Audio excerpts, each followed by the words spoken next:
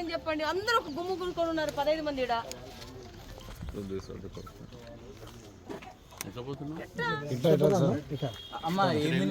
అసలు మీరు కంప్లీట్ గా మీరు ముందుండండి, మేము వెనక వస్తాం. రండి రండి అమ్మా.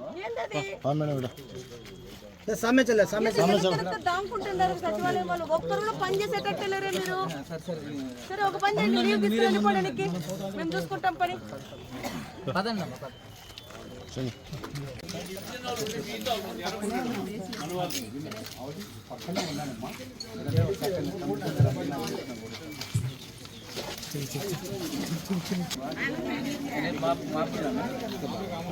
మీరు వాళ్ళు లేరని చెప్పొద్దు.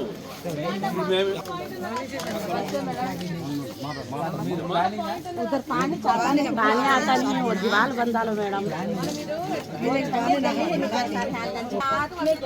बात ये बजे वो भी छोड़ा दे के तो जरा हाथी से बिना पानी जरा दीवार की कोशिश करो मैडम।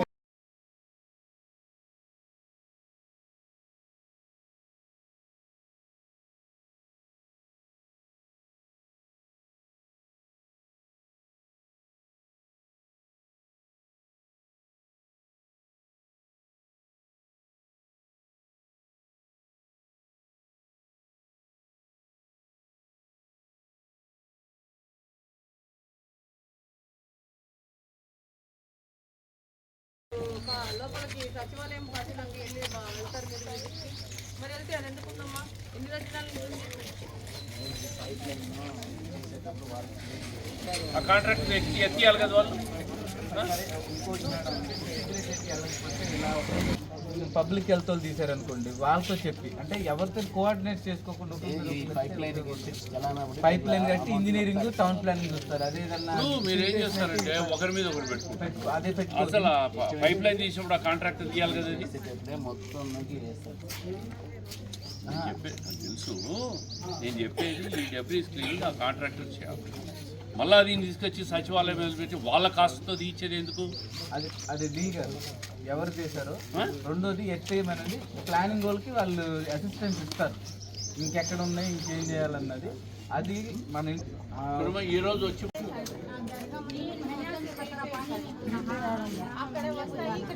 30 ఏళ్ళకి మిగతా అంతా నీళ్ళు వస్తున్నారు. నేనేమన్నా 30 ఏళ్ళకి కంపల్సరీ వీళ్ళకి రావట్లేదు కాబట్టి ప్రతి ఒక్క రోజు ట్యాంకర్ పంపేయండి అంటున్నాను. కేసుకు మేము 125 మీటర్స్ పైప్ లైన్ రీసెంట్గా వేసాం మేడం.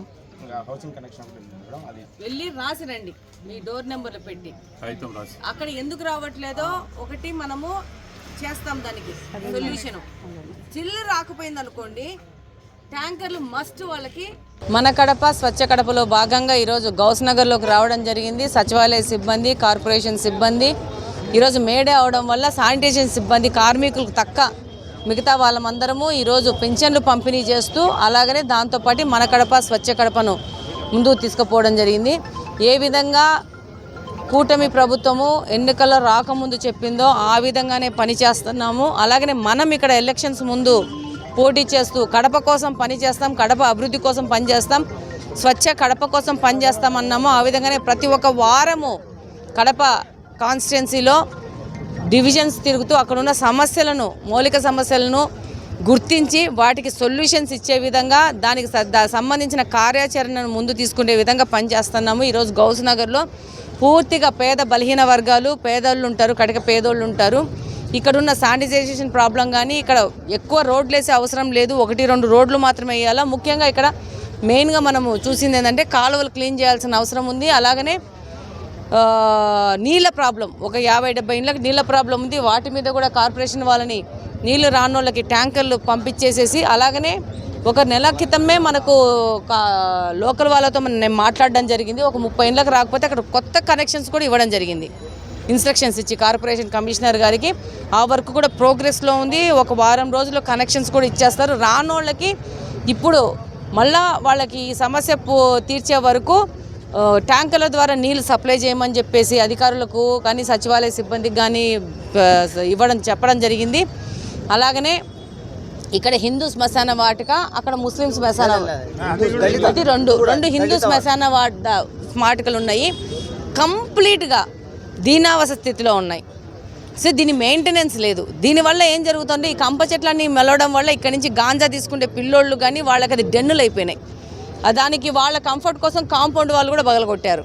సో దీని మీద కంప్లీట్గా కార్పొరేషన్ వాళ్ళకి చెప్పినారు 2-3 రోజుల్లో దీని మీద పని మొదలవుతుంది. దీన్ని మొత్తం ఈ యొక్క జంగిల్ అంతా క్లియర్ చేసేసి దీన్ని కంప్లీట్గా మన ఆధీనంలో తీసుకొచ్చి ఎక్కడెక్కడ గోడలు పగిలినాయో ఆ గోడలను కట్టేసేసేసి కంప్లీట్గా ఆధీనంలో తీసుకుంటారు. దాంతోపాటు రాబో 1-2 నెలల్లో కడప మొత్తము సీసీ కెమెరాలు ఫిట్ చేస్తున్నాము. అందులో భాగంగా ఈ యొక్క శ్మశాన వాటికల్లో కూడా సీసీ కెమెరాలు పెట్టి దాంతోపాటు లైటింగ్ కూడా సోలార్ లైట్లు పెట్టే విధంగా ఒక ప్రణాళిక చేసుకొని ముందుకు వస్తున్నాము. అట్లాగనే అక్కడ పాతోళ్ళు గోడ కట్టకుండా ఆ శ్మశాన వాటికల్లో వాటి పెండింగ్ పెట్టారు. దాన్ని కూడా ఒక సొల్యూషన్ తీసుకొని ఇమీడియట్గా దాన్ని కాంపౌండ్ వాళ్ళు కట్టేసి దాన్ని కార్పొరేషన్ వాళ్ళ ఆధీనంలోకి తీసుకొని ఇంకా అదనంగా కబ్జా జరగకుండా ఈ ల్యాండ్స్ని కాపాడుకోవాల్సిన అవసరం కడప వాసులకు ఉంది.